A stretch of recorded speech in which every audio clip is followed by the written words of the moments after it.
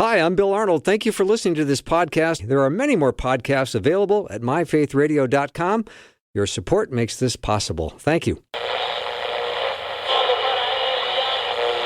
Oh, don't you know, it's the Bill Arnold Show. It's Bill.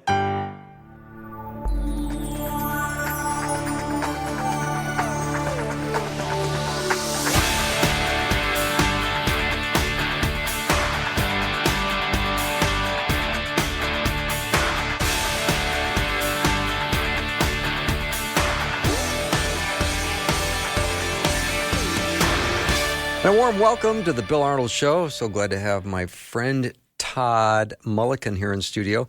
Todd, if you were doing my job, how would you introduce yourself? The way you usually do. Well, I don't know. What do I usually do? Well, usually say I'm a counselor, an author, and a professor. Well, then but I would go, No, just go ahead. Okay. I'm a husband, a father, and a grandfather.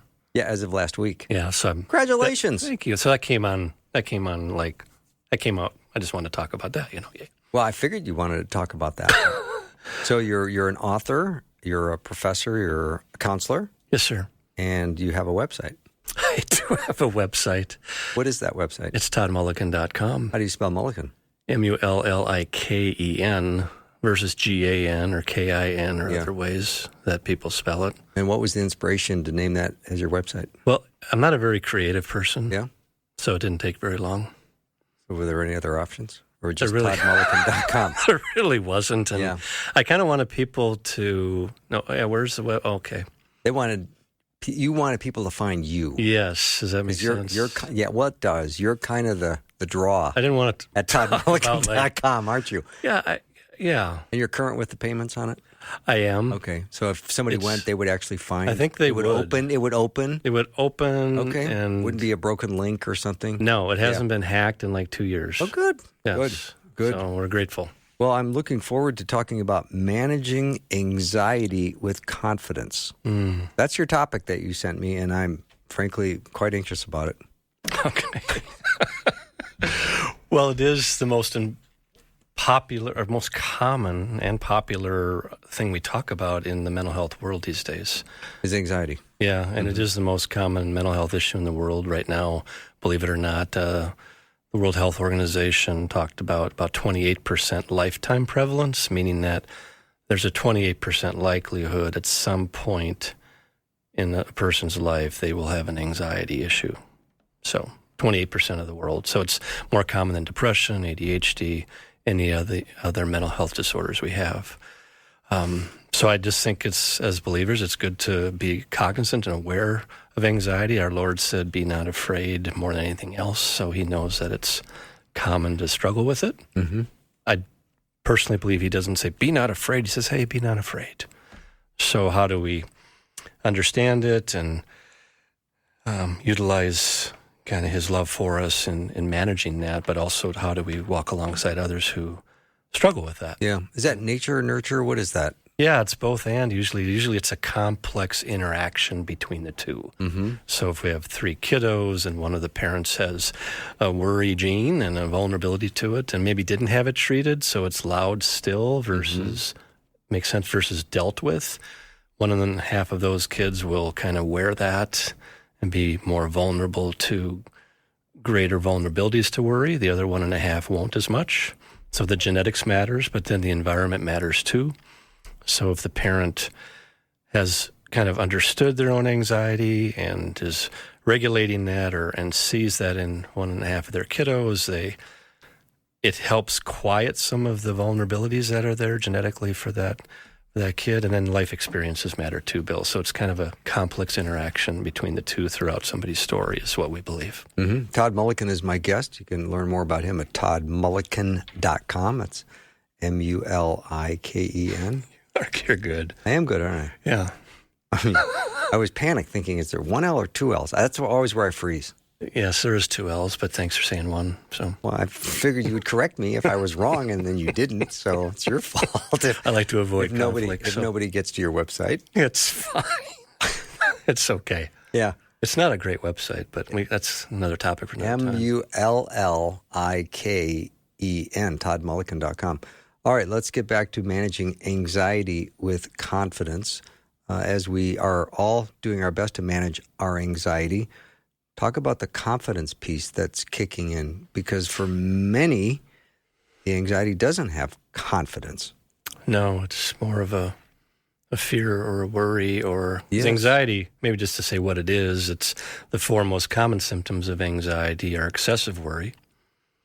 And I just want to say, too, worry in and of itself, like sometimes we're designed to worry because I'm walking out in the middle of a freeway at 3 p.m. Hopefully I'm worried, right? So it's a sign. That's good worry. Or it's a good worry, right? So for those of us that battle anxiety, it's really the excessive worry. It's what we call the rumination. It's hard to get out of that spin of what we call what-if thinking. And so excessive worry is loud. Restlessness is probably the loudest piece, where we just get restless in the worry. It's hard to kind of slow that down. So in order to manage the worry that I'm feeling, I might control a situation, and once I control that situation, then that worry isn't there anymore because I've taken care of something, even if it's in a way that unintentionally is causing distress to my spouse because I'm just hyper worried about it. So I just am going to control the situation, or I'm going to avoid the situation. So sometimes the restlessness leads us to want to do something about it right away, Bill, versus we'll talk about some antidotes in a little bit. So that's the second symptom. The third symptom is irritability, because when we're feeling all those feels of anxiety and panic and what-if thinking, it just creates more stress, and so we're naturally more vulnerable to be irritable, whether that's outward or inward.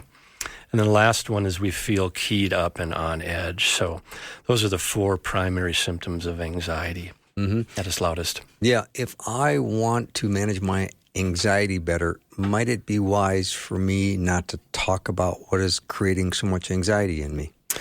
Can I cut it in half if I talk about it less? Yeah, I mean, the best pain medicine we know that's not medicinal is distraction.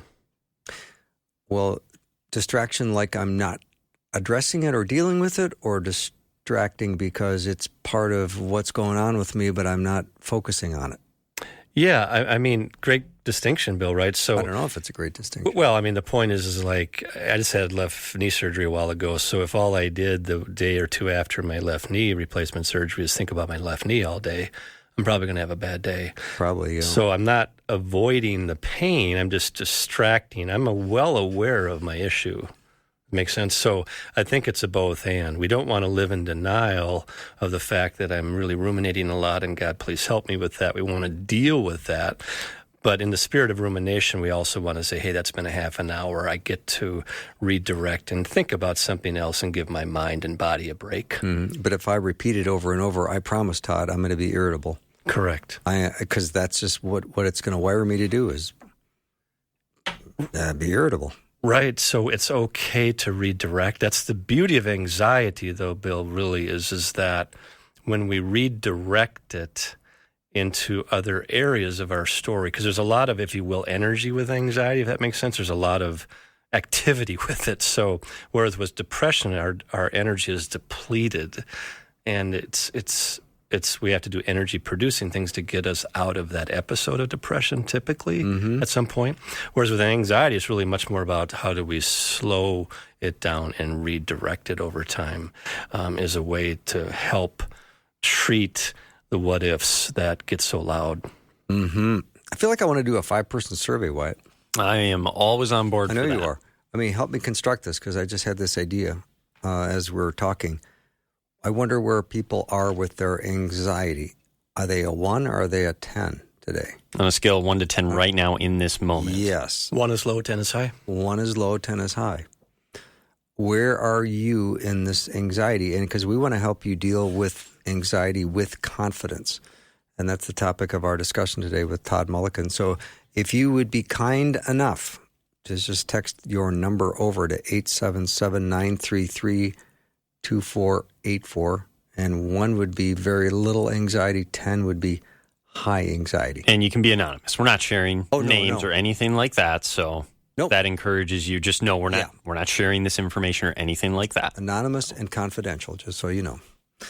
All right, Todd, let's let's get back to this anxiety and confidence, because I really do like this topic, and I hope that we can really speak truth into the people that are showing up on the text line saying, well, my anxiety is an 8. How do I handle that with confidence? Yeah. So I think without getting into kind of fix-it mode, but just help us understand, I think one of the things that's really helpful is to be accepting of the fact that God sees the worry in us and he holds us in it. And whether our anxiety is really like generally mild, but it's there, Bill, or whether we have really crippling anxiety where we regularly get panic attacks, and because everything in mental health is like physical health, right? Mild, moderate, or severe. Like for me, replacing my knee was it was severe enough where it needed to be replaced, versus maybe clean out a little cartilage. It's mild. Make sense? Yeah. Same with mental health.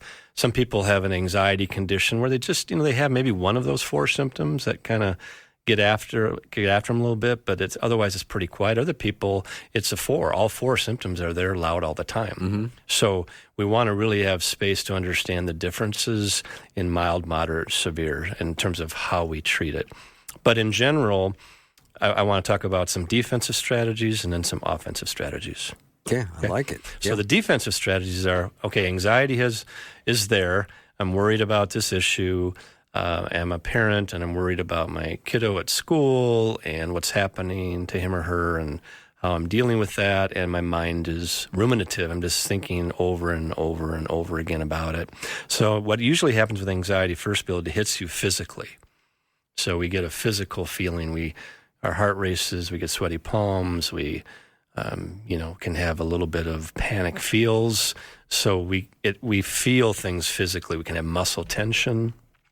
So anxiety hits us physically first, and that's good to know. So the first thing we do is we witness, oh, Lord, there's that. Oh, that's what that is. That's the anxiety stuff. So a part of eventually moving from excessive worry to kind of understanding and confidence is, if you will, accepting, I have some vulnerabilities in that, and also God holds me in that, and God is my ultimate healer, my wise counselor, my advocate, and he's understanding this mild, moderate, severe condition I have. So instead of shaming myself that why am I still anxious, or why can't I just get out of this what-if thinking? What's wrong with me? Don't I have enough faith? Wow. I get to go that's what that is. I see that. Oh, and I see the story of my parent who really battled that, and I see that. Now I'm seeing it from a place of understanding, and I'm gaining some of God's contentment that Paul said in the plenteer of the want. It doesn't mean I'm having a party for the fact that I have vulnerabilities to anxiety, but I'm also not shaming myself. I'm not in this excessive worry of I'm never going to get over this, to there I go. I kind of did that. Oh, Lord, I'm actually worried about my kiddo at school, and, my mind's kind of going here. Does that make sense? So the first step is knowing we have a physical reaction, but we're also recognizing hey, the Lord sees us in that and holds us in that. The second thing that happens is that we want to redirect our thoughts now. Because usually what's happening in that moment when I feel a physical worry is I'm going to the worst case scenario in my head. The thinking is usually watch out, what's the worst thing that could happen? It's likely to happen. So I'm in what if land. And you and I have talked a little bit about that before in previous shows. And so how do I move over time from what if to what is actually true? Now, the truth could be is I'm really worried about my kiddo, and that's a legitimate fear, and God holds me in that fear. But also what is true about what happened when I picked him or her up today at school, and they seemed to have a good day, and that's what I know to be true today. Or, God, what was true today is they had a really hard day, and that's really hard, and God's holding me in that. So I'm making sure my thoughts are aligned with what is true versus what's the worst thing that's happening. Because what anxiety tends to do is takes us to that worst case scenario, and we kind of camp out there. And as you and I have talked, it's kind of a high rent district. Oh, it's extremely high rent district. And why do we go there, Todd?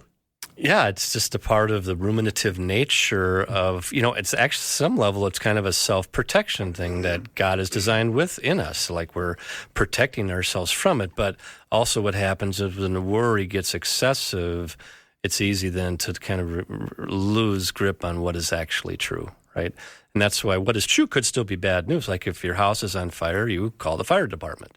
It's a bad day, it's not good, but that's what is true, but here is my plan. So the first step is kind of managing the physical stuff as it comes in by slowing down, remembering whose we are, doing some prayer, doing some exercise, doing some redirection, trying to slow the game down, just like the golfers do. Before a putt, they slow down, they look at the putt, they have a rhythm, a routine, just like a basketball player does at the free throw line. They have a rhythm, a routine, a practice, and they breathe, and then they go ahead to the next thing. It doesn't make it perfect, but it's regulating the body physically. Now, the second thing, we're trying to regulate our thoughts from what if to what is.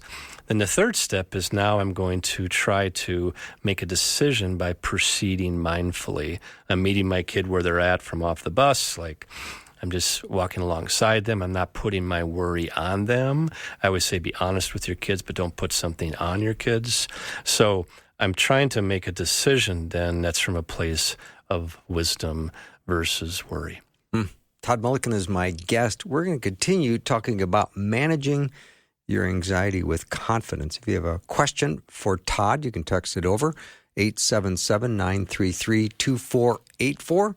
My 5-person survey brought in a couple of 8s, a 5, and one below 5. So seems like the trend is a little bit higher. Higher. Yeah. Very So common. we'll be right back in just a minute.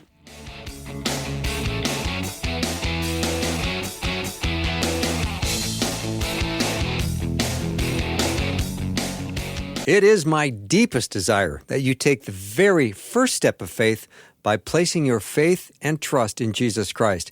If you've got questions about what it means to begin a relationship with Jesus, text the word faith to 41224.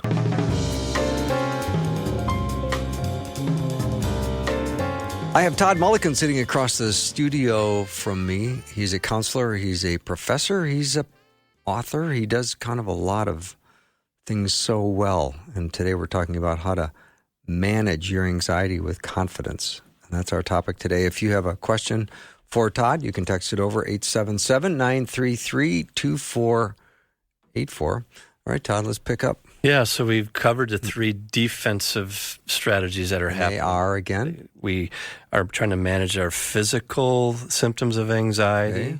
We're trying to redirect our thoughts that come, moving from what if to what is. I like. And then when we're making a decision, we're trying to make a decision from our wise mind in Christ. So in my field, we have, and I can't remember if I've talked about this on air before, but we have what's called a stop skill, S-T-O-P, for those moments when we're dysregulated, if you will. Because most emotional health issues have these moments of dysregulation where the depression is really noisy and I just am overwhelmed. The anxiety is really loud and I'm what-ifing all the time. My ADHD is taking me to places of inattention and distractibility and I can't rein it in and I can't land the plane when I'm talking. I'm feeling these moments of dysregulation is what I'm talking about. And then we try to, if you will, it's kind of like be still and know that I'm God, right? So S-T-O-P is what it is, and it stands for stop. So the S is first, I'm just stopping for a second. And this is where that being still is just like, okay, here's what I'm witnessing right now. I'm witnessing and I'm really worried about this particular situation and I'm freezing or I am fighting through it and I'm just stopping for a second because I'm about ready to say something to my spouse that I will regret and I want to catch the words first, so I'm stopping. That's the S. T is I'm taking a few breaths, so I'm not kind of making my decision to overmanage a situation due to my anxiety or run for the hills due to my anxiety. And Todd, the breaths, that's a physiological response. The Look at you. I know, I'm trying to come up with the word, though. Parasympathetic nervous system. Parasympathetic nervous system. So there's an actual tangible result from just stopping the cooling of the breathing a little engine. bit. Yeah, it does cool the engine down. Yeah, because first what we have first is the autonomic nervous system, which is causing that fight or flight reaction. Mm-hmm. I want to freeze. I want to fight. That's the first reaction. Whoop, that's the way we've been designed. And what's your tendency? Is your tendency more to fight? Is your tendency more to flight? And when you are a fighter and you have anxiety, you tend to want to control the situation. If you're a flighter and you have anxiety, you tend to want to avoid the situation in general. So just kind of good to witness that and notice that. Mm-hmm. And so then the parasympathetic nervous system comes in, and it comes in a little quicker when you and I have done that take a few breaths, because we're giving ourselves a chance to regulate and get some oil in that engine. The O is the big one, I think, and now we get to observe with the Holy Spirit, what am I actually feeling and thinking? Like I remember the last time I went to Colombia on a mission trip, I didn't have my passport with me, and it was really, like 2 months before, I still didn't have it. It was expired, so I sent in for it, and they said, fine, we got it, we'll get it to you. Then a couple of weeks went by, it didn't happen. A month went by, it didn't happen. They said, hey, we've got an opening in our Detroit office, and I live in Minneapolis, so I'm not going to be able to go to Detroit the next day and go get my passport. So anyway, I was worried. Came to the day before, I still didn't have my passport. And I remember going to my workout place that I go to a couple of times a year, and I went to work out there, and my drive from Edina to Eden Prairie, 17 minutes, I thought the whole time about what if I don't get on that plane? What if the passport doesn't come? What if I don't go to Colombia on this mission trip? What will people think about me? And I was just what-ifing that whole time, Bill. Does it make sense? So now what I needed to do is Philippians 4:6-13 says I get to, bring my requests and my petitions to God. Be anxious about nothing. Good luck with that if you're me. But I'm going to try to be anxious about nothing, but I'm going to bring my petitions and prayers to God, as it says in the next verse. But I didn't do that for those 17 minutes. That makes sense? I was just hyper what-ifing. And so the O part of stop is, let me observe what I'm thinking, what I'm feeling. Holy Spirit, come on in. I know you're already there. Come on in. Please join me in what is going on. What is true about this? What is a lie? What are my feels? What's happening here? What is true again? And what came on to me is what is true is you're either going to go on the plane or you'll figure it out the next couple of days when your passport comes. They said it's in St. Paul. You're in Edina. It might not get here. God is still on the throne, and that's what is true. Mm-hmm. So then the P, after we've kind of observed what's happening, the P is I get to proceed mindfully in Christ, ideally with a plan that makes sense, that's, if you will, reasonable. Now, we don't always do the stop very well, Bill, but the purpose of this is just to say one of the strategies we get to do in the spirit of confidence is, first, please be kind to ourselves in that God sees the anxiety, He holds us in it, He understands the vulnerability we have to it, and He tries to comfort us in it amidst the pain. And we get to be kinder to ourselves about it. We get to go, I went there with that, versus like, why did I go there? Like, I witnessed that I drove 17 minutes, and what was I doing? Versus like, why didn't I go to Philippians 4 right away? Like, because that just infuriates the nervous system and makes it harder for us. No kidding. So what I mean by confidence is just moving into that pursuit of contentment that Paul talks about a few verses later, where whether I'm in the plenty or in this case the want, I get to just like try to be content in the fact that God is still on the throne, and I'm really battling whether this passport's going to come, whether my kid's going to be bullied at school, whether my job's still going to be there tomorrow, whatever the issue is that we're battling. I'm not saying we're having a party. I'm just saying we're a little bit more in the presence of like what is true. Mm-hmm. So that's a little bit of the defensive strategies that we have. But the other thing I want to say real quick is the offensive strategy is much more about like when you and I aren't in that place of anxiety, how are we running towards more gratefulness? How am I running towards the 3 best decisions I was grateful to make today?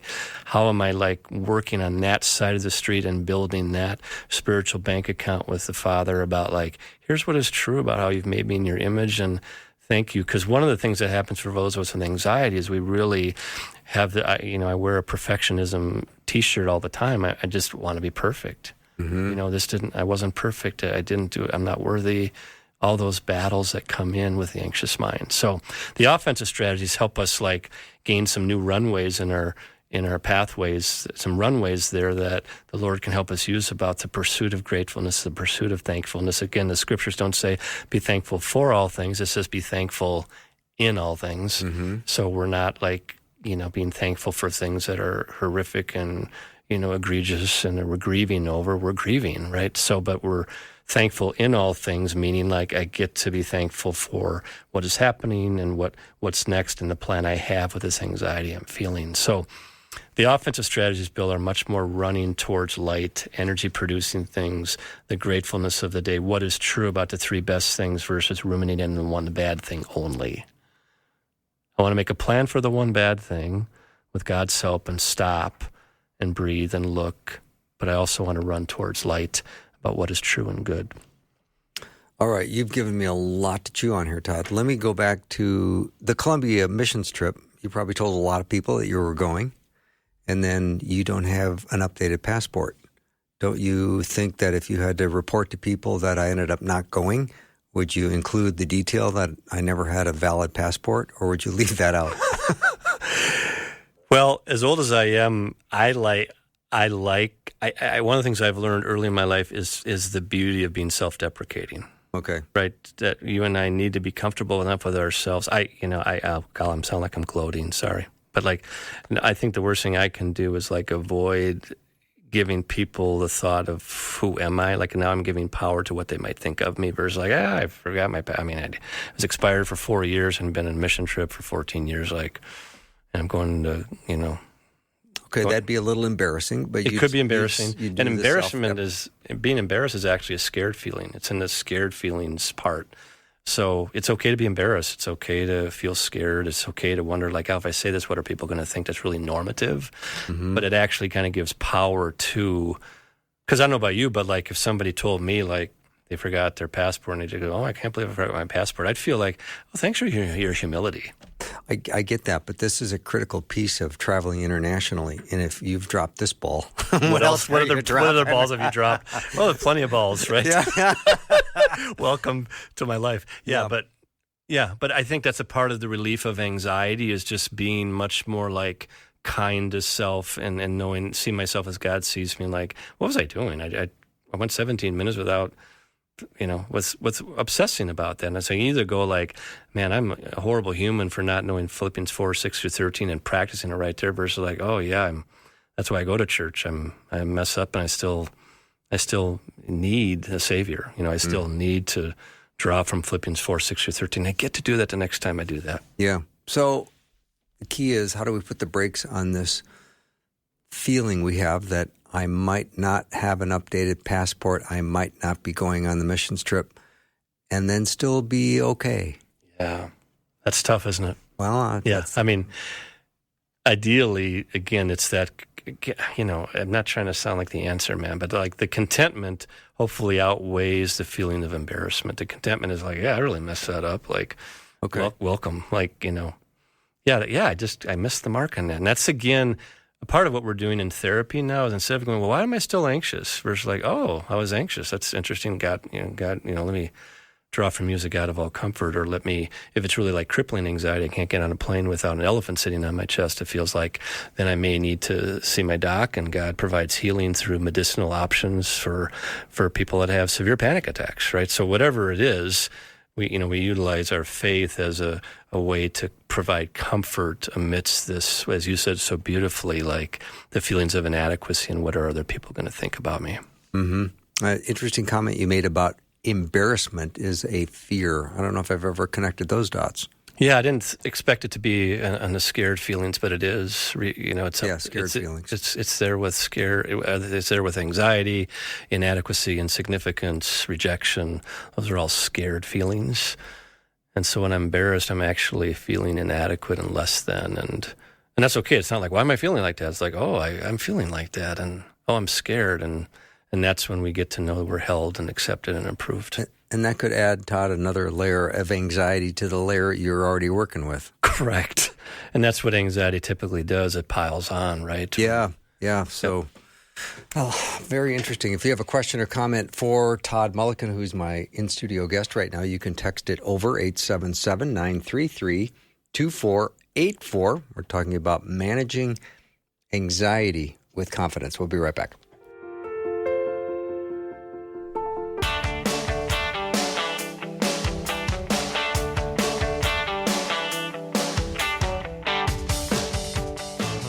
Todd Mulliken is my guest, and Todd, let's reset the hour here. I asked you at the top of the hour to introduce yourself. What would you say? Oh, golly. Professor? A professor. Yeah. Counselor? Counselor. Author? Yeah, I'm an author, but they're not very big books. I get it. Yeah, but fanatical sports guy. High school hockey fanatic. High school hockey, yeah. Really sorry. No, don't be sorry. Okay. Don't be sorry. I mean, it's a good release, Yeah.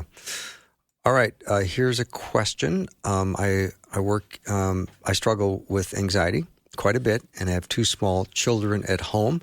How do you manage or keep physical symptoms at bay? Just the thought of passing down my anxiety to my kids gives me anxiety. Oh, wow.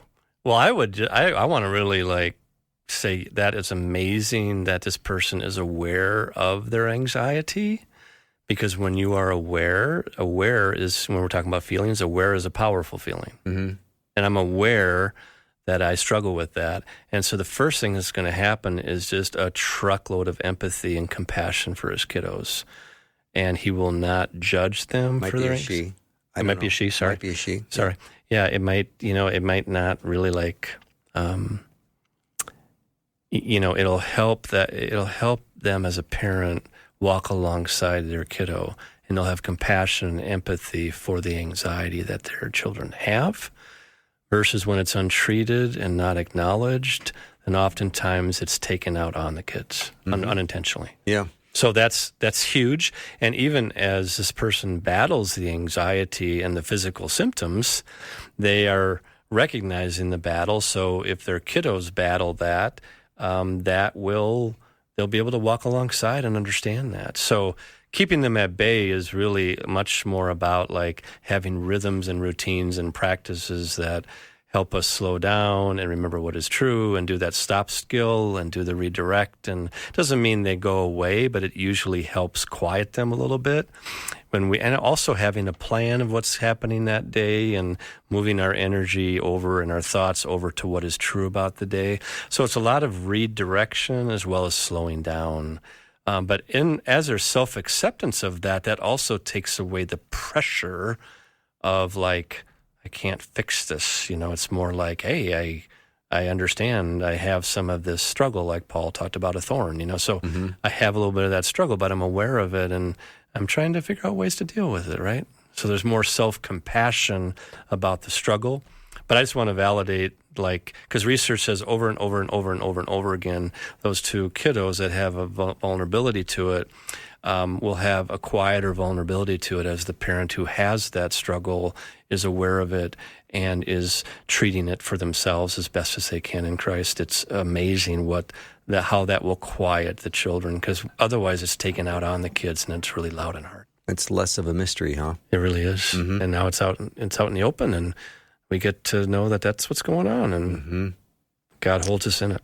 All right, Todd, here's another comment. As someone who has high anxiety and has become very internal and stopped going anywhere or opening up to anyone, how do I move forward without feeling like I'm going to be nauseated or scared? This dear soul, God bless you. And if you will be unstuck soon, trust me. The Holy Spirit will bring this to a new beginning.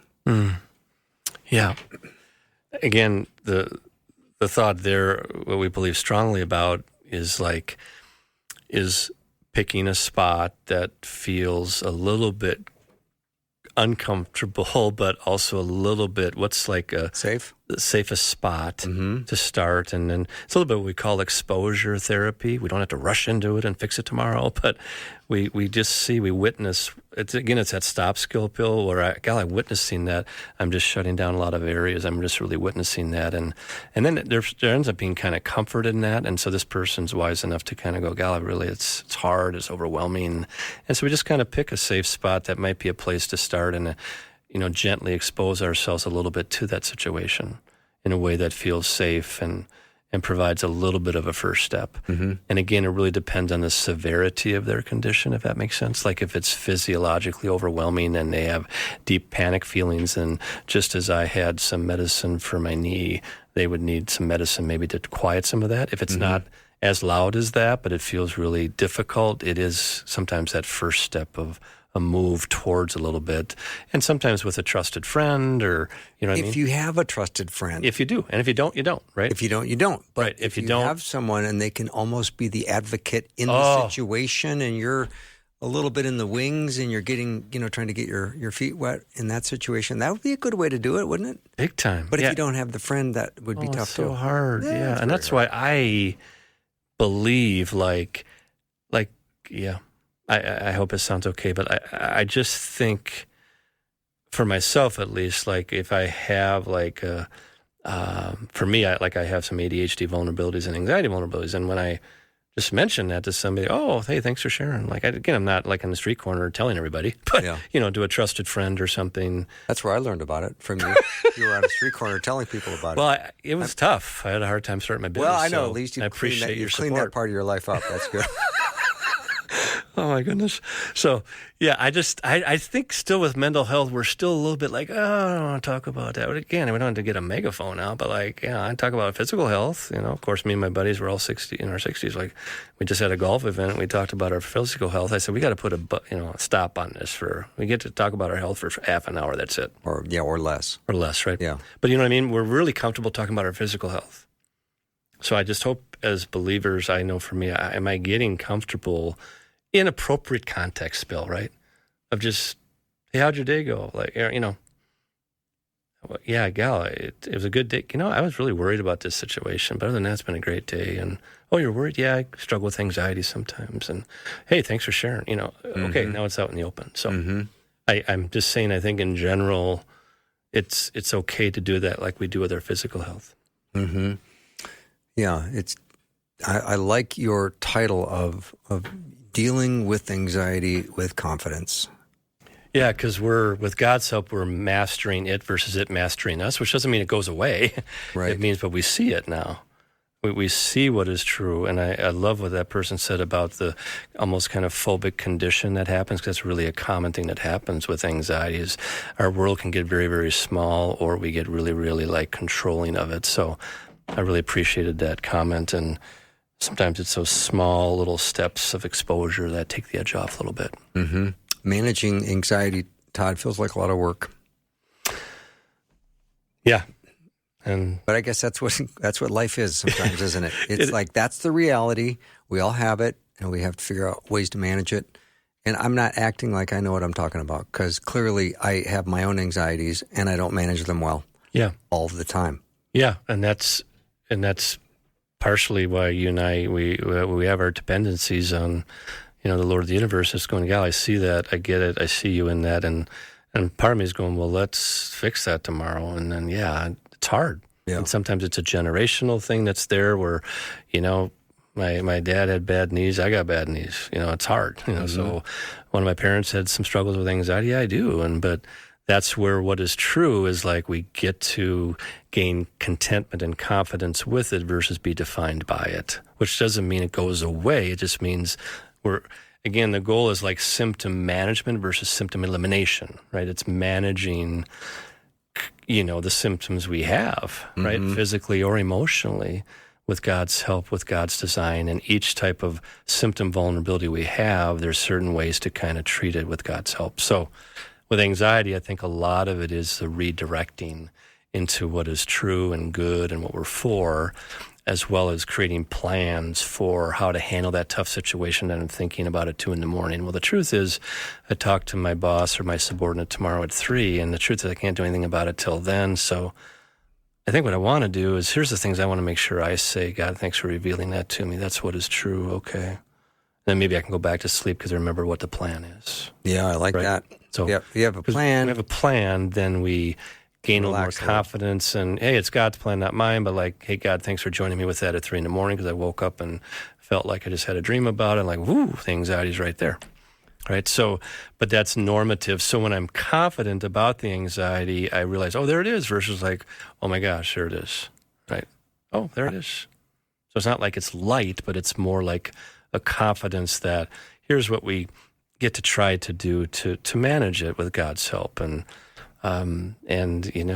be of good cheer. I overcame the world, which doesn't mean the anxiety's gone.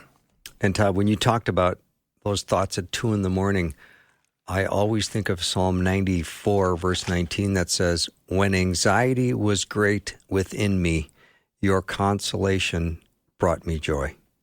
Oh boy, how good is that? I texted that this morning to somebody. Mm-hmm. Pretty well, solid. That's a great thing, just to give a word like that from the Word. I know. Just a little bit of and that's why for me, the Philippians 4:6-13 is just a great strategy of understanding anxiety. And this verse from the Psalms you said is just beautiful to know how we're held. Mm-hmm. I do like knowing that, we don't worship a God that had a party. We worship a God who, his only son suffered and died on our behalf. So he really gets suffering. And people that have crippling anxiety, it is a suffering condition. It is hard. Yeah, it really is. Todd, we're going to take a break, and when we come back, we'll continue our discussion on managing your anxiety with confidence. If you have a question or comment, you can text it over 877-933-2484. Wyatt will have us back in 90 seconds.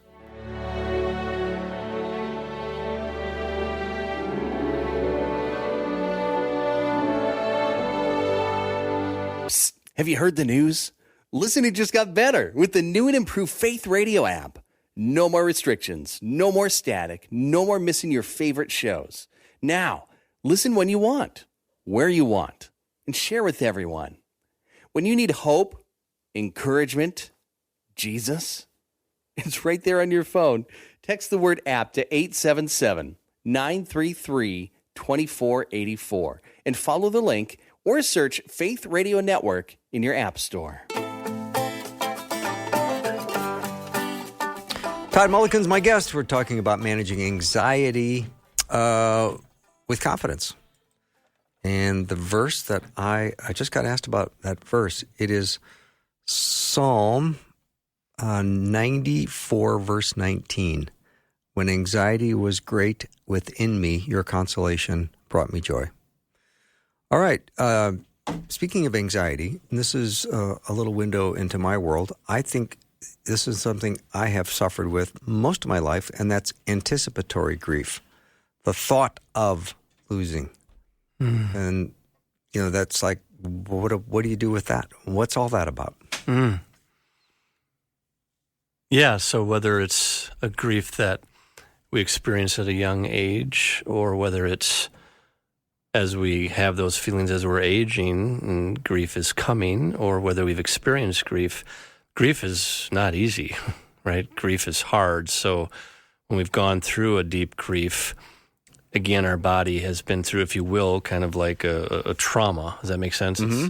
So the body is on alert. God has designed our bodies, so we're on alert for that now. So if I've went through a deep grief that was hard, I'm on alert for it. Mm-hmm. And so if you mix that with some anxiety, anxiety is loudest in the unknown, by the way. If I don't know what's happening, right. It's loud. Yeah. Once the unknown becomes known, okay, here we are, Yeah. And here's what is true. It could be really bad news, but at least I know what is true. Mm-hmm. So the anticipation, I just want to validate that's when it's loudest, is the what if, is the anticipation, the apprehension, the closer we get to that.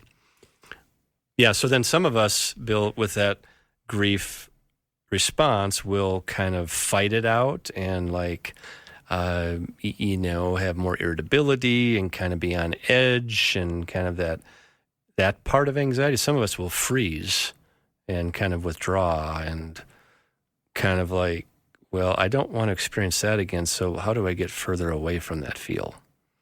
And shut down. Mm-hmm. So again, I'm trying to give examples of it's usually like a one or the other based on our physiologies. I've seen either people like kind of go into that avoidance shutdown, then freeze with anticipatory grief, or I see like a lot of agitation and worry and irritability because you're going there in your mind. Mm-hmm.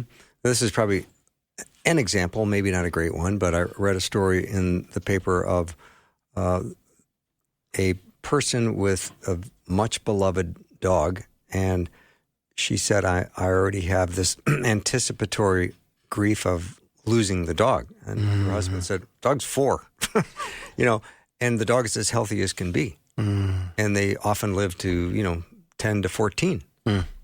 But she couldn't shut that piece off. So one day I will lose this beloved animal that I just care so much about and love so much. Yes. And so how do you live in the moment and just stay present and go, I have today. Let me just enjoy this day versus, one day I'm going to lose this beloved little animal. Yeah, it's kind of deciding, am I going to use those?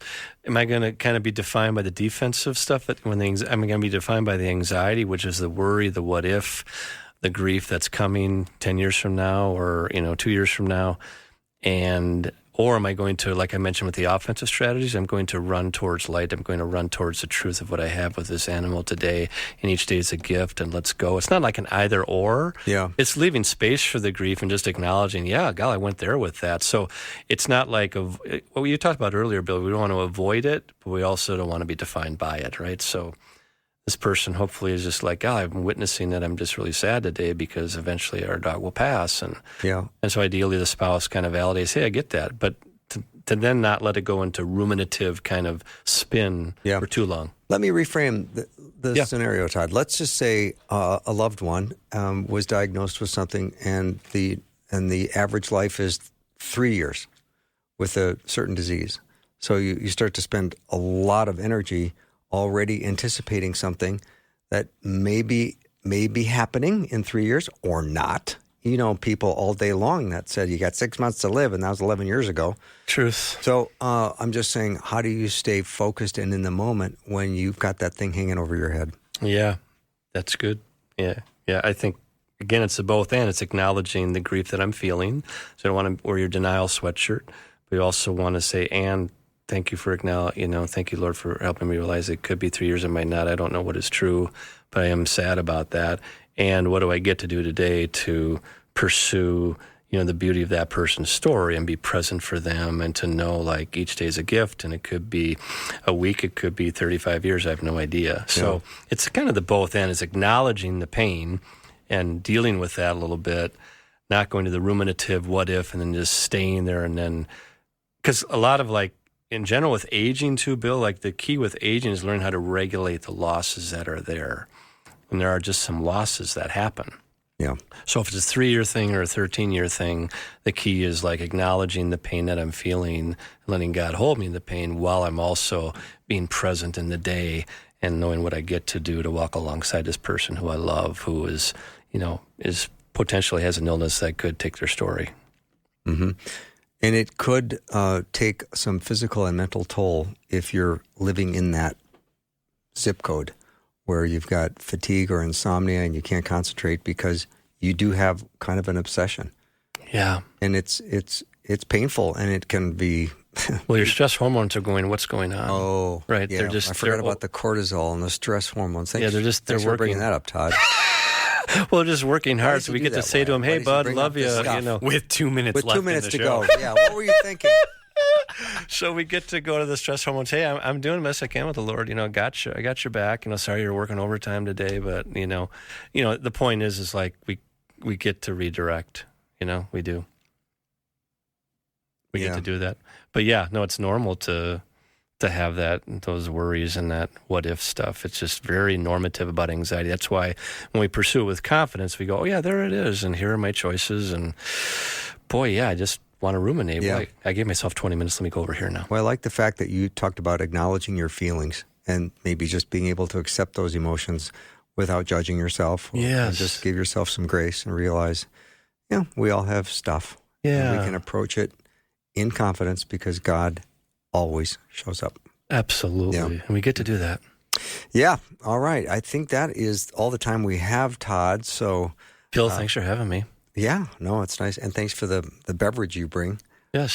For it might Wyatt, be caffeinated, sorry. Wyatt, and no, I don't mind. Okay. Wyatt and I each get a beverage. Did you get a beverage? I did. We appreciate you, Todd. Back at you. Thanks for having me. Todd Mulliken has been my guest, and you can go to his website at Todd Mulliken, MULLIKEN.com to learn more about Todd and all the things he does, and he does them all so well. Thank you for joining me today. I have loved being with you. Look forward to tomorrow. See you.